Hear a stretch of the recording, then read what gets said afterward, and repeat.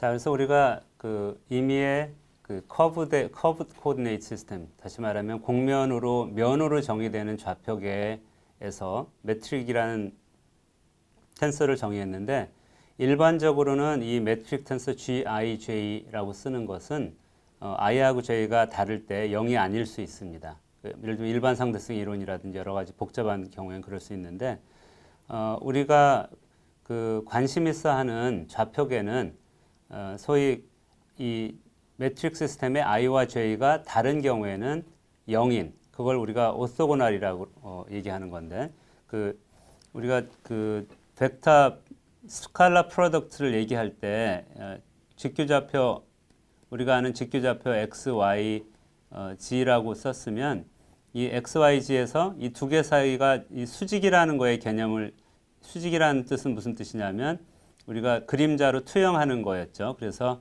이 x하고 y를 우리가 이렇게 그 dot product를 하면 이 크기가 0이 되는 그런 시스템을 우리가 생각했어요. 다시 말하면 이 y라는 방향 벡터를 x축에 이렇게 그림자 투영을 시켰을 때 그 길이가 0이란 뜻이겠죠. 바로 이게 우리가 전에 벡터의 스칼라 프로덕트 정의할 때의 의미였으니까.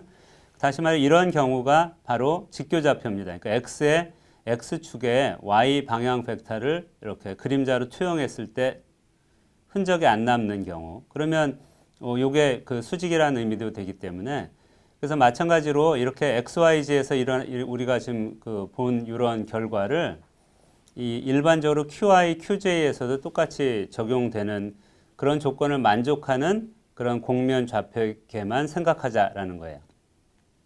그런 공면 좌표계를 일반적으로, 그러니까 이런 조건을 만족하는 공면 좌표계를 우리가 오토고널 코디네이트 시스템이라고 부릅니다. 이 오토고널이라는 게 직교라는 의미를 의미하기도 합니다. 자, 이렇게 되면 앞에서 우리가 그 보여준 이 GIJ라는 식이 굉장히 복잡한데, 이 GIJ 식 자체가 굉장히 복잡한데, 이것에 이 I하고 J가 다를 때가 다 0이니까 우리가 이제 I하고 J가 같은 경우만 생각하면 된다는 뜻이기도 하죠.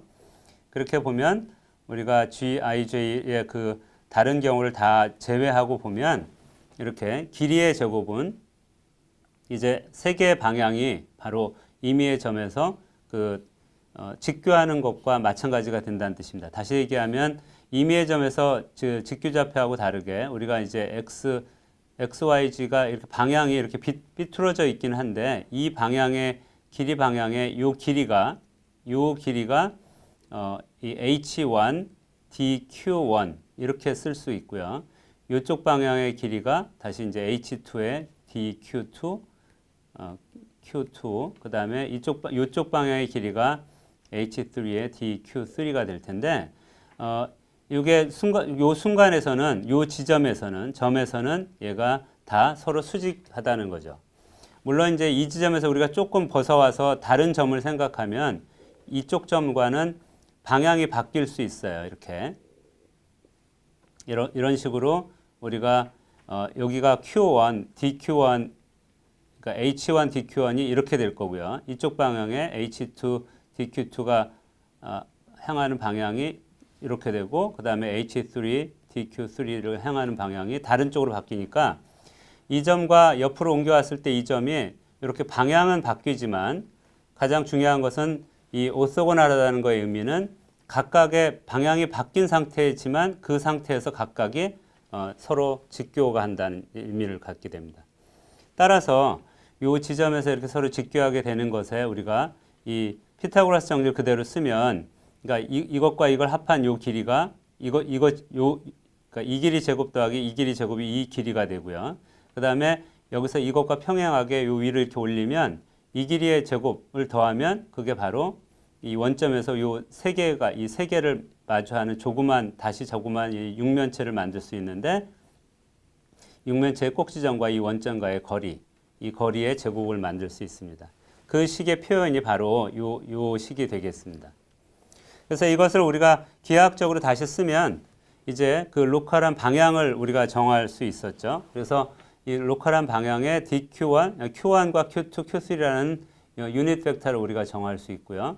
그렇게 유닛 벡터를 정하고 그 길이만 단순히 길이만 우리가 요 세 개로 정할 수 있기 때문에 그 마치 그 각각의 임의의 점에서는 우리가 Q1, Q2, Q3가 X, Y, Z의 역할을 한다고 볼 수 있고 X, Y, Z의 유닛 벡터 역할을 하는 거 볼 수 있고 거기에 그 전에 당연히 길이가 1이었지만 이가 길이가 1이니까 여기서는 DQ1이 1이 아니고 요 H1, H2, H3라는 걸 더해서 말을 써줘야 되는 겁니다.